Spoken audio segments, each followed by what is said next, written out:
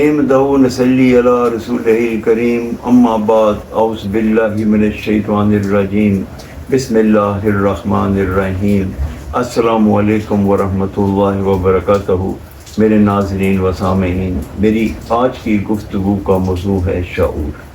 شعور کے معنی ہیں عقل، ذہانت، سوجھ بوجھ۔ جس انسان کو یہ نصیب ہو جائے اس کے لیے دنیا اور آخرت میں کامیابی ہی کامیابی ہے۔ شعور کے 3 درجے ہیں۔ پہلا درجہ خاموش رہنے کی عادت ڈال لینا۔ جو انسان خاموش رہنے کی عادت ڈال لیتا ہے اس کو دنیا اور آخرت دونوں میں بھلائی ملتی ہے، کیونکہ جب وہ بات کرے گا تو با مقصد بات کرے گا، اور نہیں تو وہ خاموش رہے گا، نہ کسی کی غیبت کرے گا، نہ وہ فضولیات میں پڑے گا، اور یہ عمل اللہ اور اس کے رسول کا پسندیدہ عمل ہے۔ نمبر 2، بدتمیز آدمی کو جواب نہ دینا۔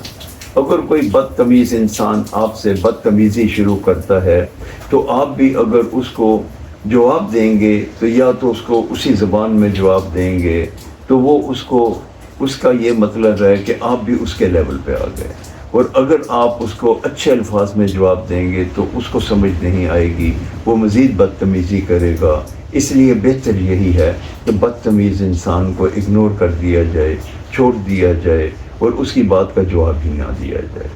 تیسرا، بد اخلاق انسان کے ساتھ اخلاق کے ساتھ پیش آنا۔